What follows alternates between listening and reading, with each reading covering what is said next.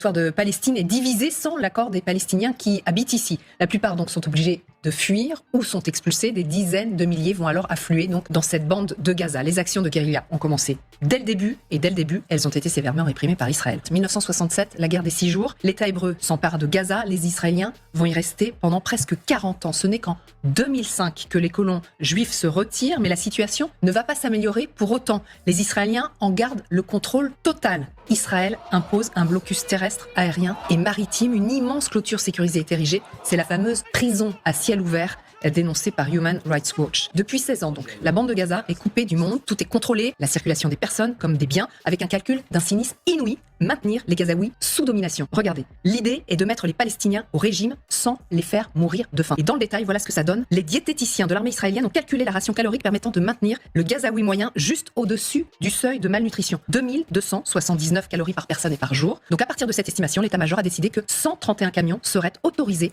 à entrer dans Gaza chaque jour. Les Gazaouis donc organisent régulièrement des manifestations pour protester contre ce blocus étouffant, mobilisation toujours sévèrement réprimée par les Israéliens avec des morts et des blessés graves. La rage monte. Benjamin Netanyahou, qui est arrivé au pouvoir en 2009, il s'arrange avec le Hamas, bombarde régulièrement et il pense avoir trouvé là le moyen de maintenir la situation telle qu'elle est. Voilà ce qu'il a expliqué à son parti, c'était en 2019. Quiconque veut contrecarrer la création d'un État palestinien doit soutenir notre politique de renforcement du Hamas et de transfert d'argent au Hamas. Cela participe de notre stratégie, isoler les Palestiniens de Gaza et ceux de Cisjordanie, sauf qu'avec un taux de pauvreté catastrophique, avec un taux de chômage dramatique, un accès à l'eau conditionnée, une électricité pas toujours disponible et une impossibilité de fuir, eh bien l'enclave s'est transformée en volcan. À l'aube du 7 octobre, elle est entrée en éruption. Voilà ce qu'écrit le journaliste du Monde aujourd'hui. Ok, du coup on termine sur ce tweet de caisse de grève et là c'est une petite compile avec Nili Koufir Nouari, la complice. La bande de Gaza doit être israélienne. Il y aura une large majorité pour une réimplantation à Gaza. Ce territoire nous appartient de droit. L'émigration en masse des Arabes de Gaza et une installation juive. De toute façon, ce territoire nous revient de droit. Il y a une solution pour tous ceux qui sont un peu dérangés par cette guerre, c'est de partir. Gaza est une terre juive. Il y a une population arabe qui habite dans la terre d'Israël, qui est venue attirée par le développement de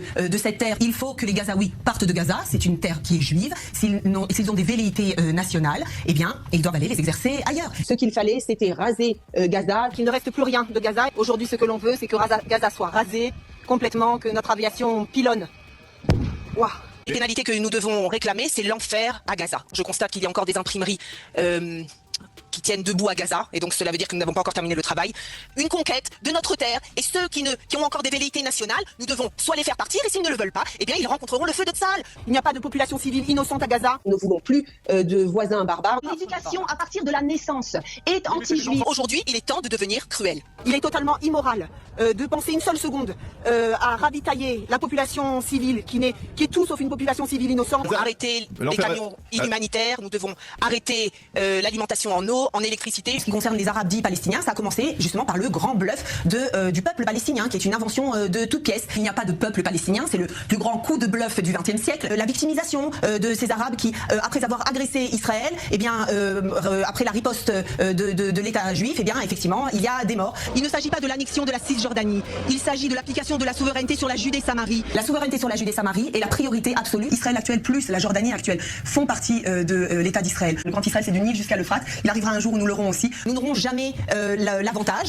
mais c'est pas grave, on continue d'être minoritaire dans le monde, mais avec notre vérité à nous. Du coup ça dit quoi dans les commentaires? C'est qui cette folle? C'est Nili Koufir Nouari, les mecs. Il y a un mandat d'arrêt contre cette dame, même pas les mecs, même pas. La folle alliée, pourquoi est-elle sortie de l'hôpital psychiatrique? Malheureusement, les femmes sont aussi horribles que les hommes, les féministes sont contentes, la parité est respectée. Donc voilà les mecs pour cette petite vidéo.